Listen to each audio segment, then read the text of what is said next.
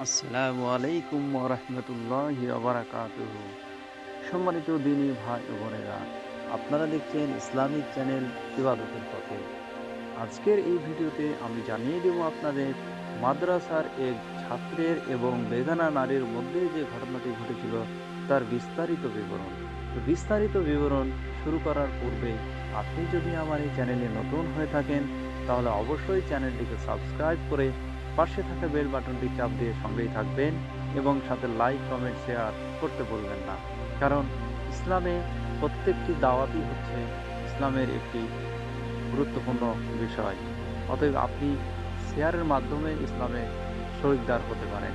অতএব আপনি অবশ্যই লাইক কমেন্ট শেয়ার করে সঙ্গেই থাকবেন। চলুন আমরা জেনে নেব আজকের ভিডিওতে মাদ্রাসার এক ছাত্র এবং এক বেগানা নারীর যে জীবনে ঘটে যাওয়া ঘটনাটি বিস্তারিত বিবরণ। এক ছেলে মাদ্রাসায় পড়াশোনা করত। ছেলেটা মাদ্রাসা যাওয়ার সময় একটি মেয়ে সব সময় তার দিকে তাকিয়ে থাকত, তার সাথে কথা বলতে চাইতো। কিন্তু সেই ছেলেটি অন্যান্য ছেলেদের মতো ক্যারেক্টার ঢিলা ছিল না, অর্থাৎ বাজে কোনো অভ্যাস ছিল না। সে কোনো বেগানা নারীর দিকে তাকাতে চাইতো না, চায় না কথা বলতেও, হয়তো এরকম ভয়ে, এবং সেই মেয়েটিকে অ্যাভয়েড করে চলতো। মেয়েদের দিকে তাকানোর অনীহা দেখে সেই মেয়েটি আরো ক্ষিপ্ত হয়ে ওঠে। একদিন মেয়েটা ছেলেটিকে তার খালি বাড়িতে ডাকলো, কিন্তু ছেলেটি রাজি হলো না। কিছুদিন পর মেয়েটি একটা কৌশল খাটালো।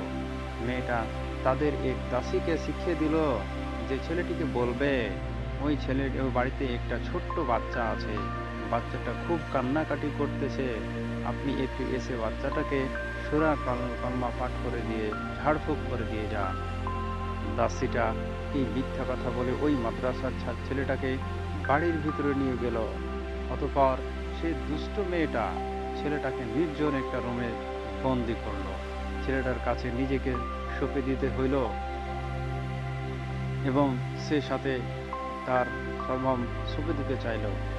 আপনি এই জায়গায় হলে হয়তো বলতাম তোমার হয়তো কুপ্রস্তাবে আমিও রাজি আছি। কিন্তু সেই ছেলেটি চাইল না কোনো অবৈধ কিছু করতে। ছেলেটি পড়ে গেল মহা বিপদে। বুদ্ধি করে বলল, আমার একটু টয়লেটে যেতে হবে। মেয়েটি বলল, যাও, তবে দ্রুত ফিরে আসবে। ছেলেটি বাধ্য হয়ে টয়লেট থেকে নোংরা পানি দিয়ে তার পুরো শরীর মেখে নিল, যাতে তার শরীর থেকে বিশ্রী গন্ধ বের হয়। ছেলেটি টয়লেট থেকে বের হবার পর মেয়েটি তার গায়ের দুর্গন্ধর কারণে তাকে তাড়িয়ে দিল। আর ছেলেটি খুশি মনে বের হয়ে গোসল করে মাদ্রাসায় গিয়ে ক্লাসে প্রবেশ করলো। ওস্তাদ ক্লাস ক্লাস চলাকালীন সময়ে বললেন, তোমাদের মধ্যে কে আজকে এমন সুগন্ধি লাগিয়ে এসেছো যে পুরো ক্লাস সুগন্ধময় হয়ে গেছে?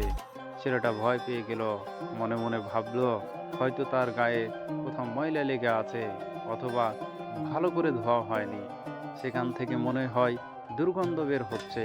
সে মনে করলো ক্লাসের মধ্যে ওস্তাদ তার গায়ের দুর্গন্ধকে উপহাস করে সুগন্ধ বলছে না তো। ছেলেটা লজ্জায় মাথা নিচু করে বেঞ্চে বসে রইল। এইদিকে কোনো ছাত্র জবাব না দেওয়ায় ওস্তাদ অবাক হলেন এবং পরীক্ষা করার জন্য একজন একজন করে উঠে আসতে বললেন।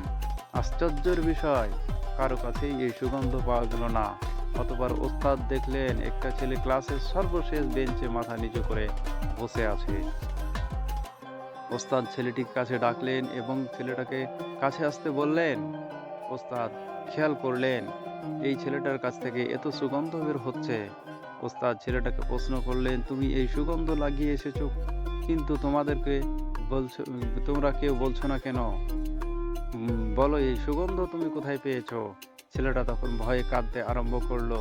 ওস্তাদ আরো বেশি অবাক হয়ে বললেন ছেলেটাকে, তুমি কাঁদছো কেন? তখন ছেলেটা সম্পূর্ণ ঘটনা ওস্তাদকে বলে দিল। সবকিছু শুনে ওস্তাদ কেঁদে ফেললেন এবং ছেলেটার বুকের সাথে জড়িয়ে ধরে সকল ছাত্রদের বললেন, তোমরা যদি কেউ একজন জান্নাতি মানুষ দেখতে চাও তাহলে আমার এই ছাত্রটিকে দেখে সুবহানাল্লাহ। আল্লাহ তাআলা ছেলেটিকে আর কেউ তিনি হলেন না ইমাম গাজ্জালী রাদিয়াল্লাহু তাআলা না। সম্মানিত দিনী ভাই ও বোনেরা, এ ছিল আমাদের সেই মাদ্রাসার ছোট্ট ছেলেটি অর্থাৎ ইমাম গাজ্জালির যে ঘটনা, সেই ঘটনাটি। আরও একটি ভিডিওতে আপনাদের চমৎকার একটি মজার ঘটনা নিয়ে উপস্থিত হব। সে প্রত্যাশায় ভালো থাকবেন এবং অবশ্যই চ্যানেলটিকে সাবস্ক্রাইব করে থাকবেন, তাহলে এর পরবর্তী ভিডিও আপনি পেয়ে যাবেন। অতএব অবশ্যই আপনারা সাবস্ক্রাইব করে পাশে থাকবেন। সে প্রত্যাশায় ভালো থাকবেন। আসসালামু আলাইকুম ওয়া রাহমাতুল্লাহি ওয়া বারাকাতুহু।